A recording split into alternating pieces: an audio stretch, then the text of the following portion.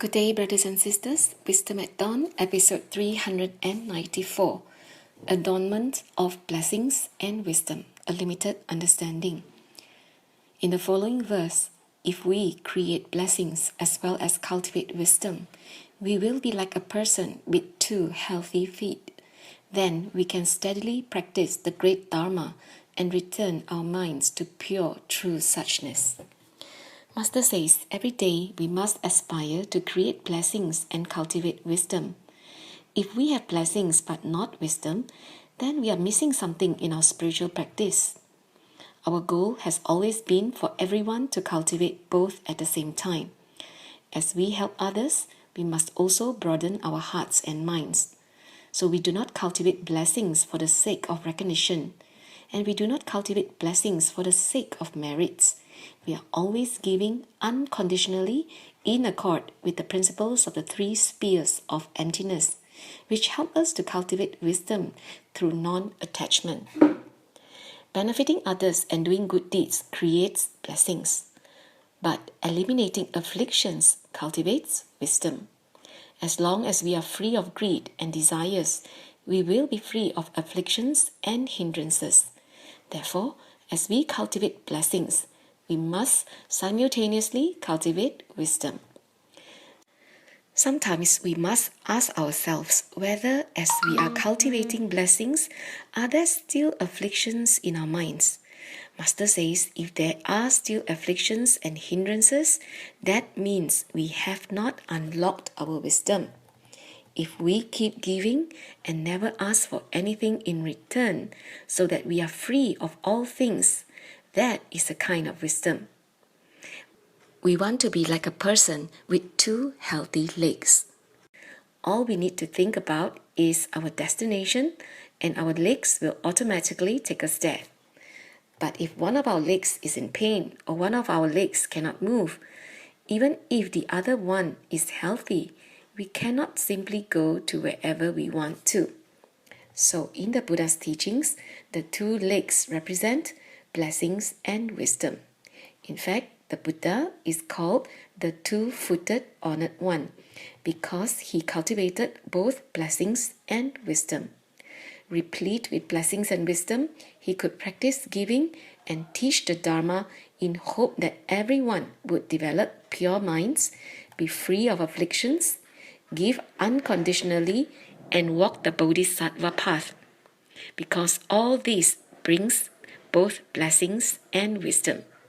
So blessings and wisdom are like the 2 legs that can help us steadily practice the great Dharma.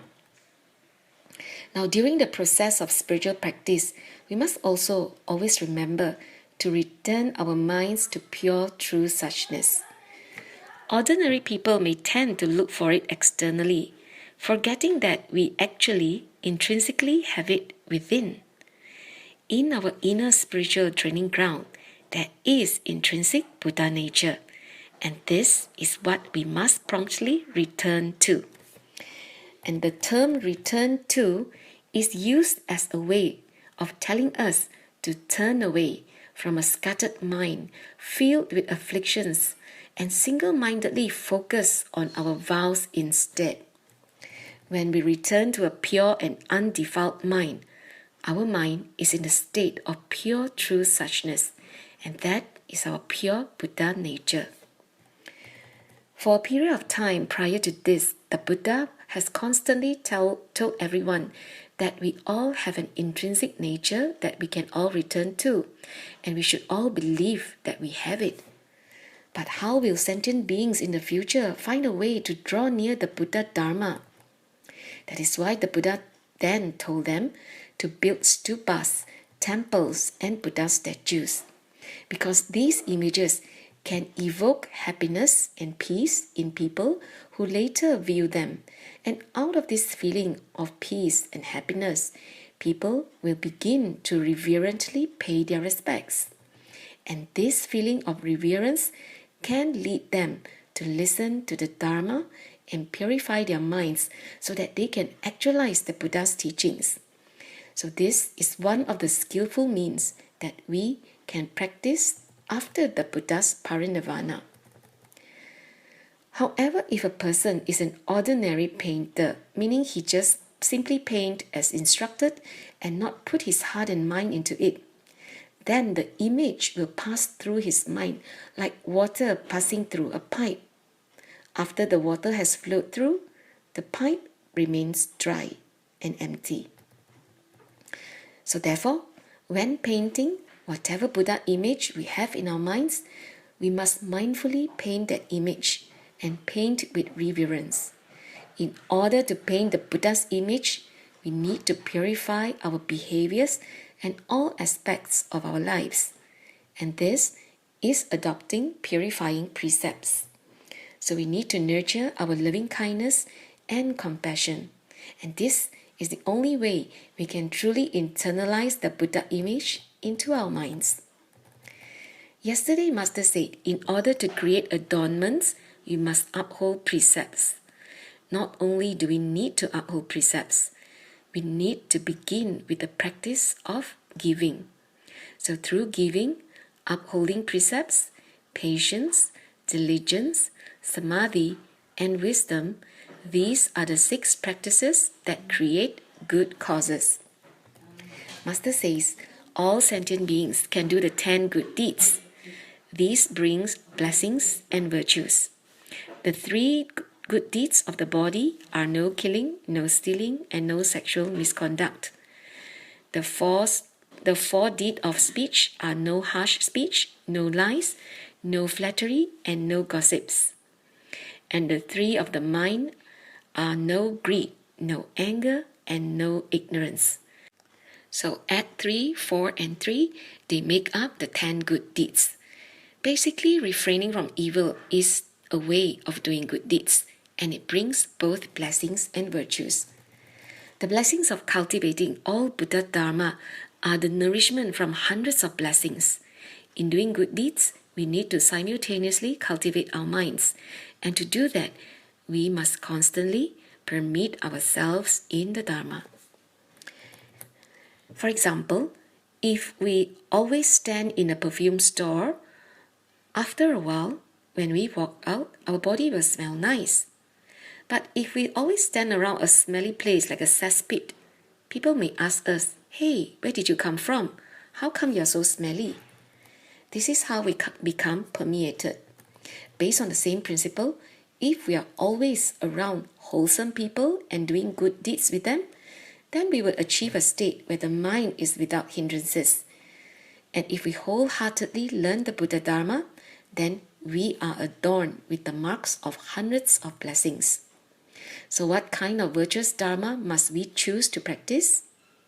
The 4 Noble Truths let us understand the absolute truths of life. Then we can put the 6 perfections into practice. So the 4 Noble Truths help us to cultivate ourselves, and the 6 perfections or paramitas help us to benefit others. And this is how the Buddha Dharma works together with the virtuous Dharma of the world. And these are the nourishment of blessings and virtues. They are slightly different. When we externally do flawed good deeds, we attain only blessings. Some people do not want to engage in spiritual practice, but they know that benefiting others creates merits, so they will do good deeds. But if we are only creating blessings for merits, then these are flawed good deeds. Do they yield blessings? Yes, of course, because they've benefited people. But sadly, once these blessings are depleted, then the mix of good and evil karma will manifest. And so, afflictions will cause the mind to waver. If you know, among Asuras, there are blessed people. Among fortunate people in the human realm, there are Asuras as well. Asuras always lose their temper and get into conflicts with others. If they create this kind of karma, it inflicts great damage to the human realm. Man-made calamities also originate from Asuras, because Asuras have angry minds. They have much greed, anger, and ignorance. Even though they are blessed, their minds are still deluded, by the three poisons. So when we cultivate blessings, we must cultivate wisdom.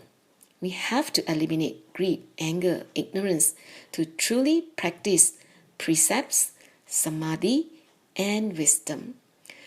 Only this truly brings merits and virtues. So as we internally realize Buddha nature and flawless wisdom, we would attain virtues. And this comes from working on our minds. Internal cultivation brings merit.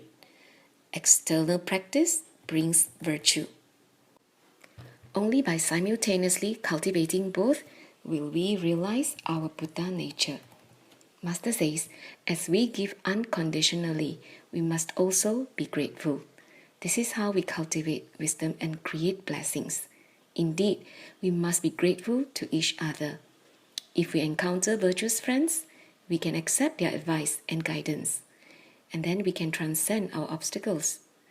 But if we meet someone who wants to lead us astray, then we must refuse and draw near the wisdom of our virtuous friends instead. This diligent spiritual practice yields the nourishment of blessings and wisdom. So therefore, in our daily living, we must always be mindful.感恩 for listening in, brothers and sisters. May wisdom and inspiration be with all always.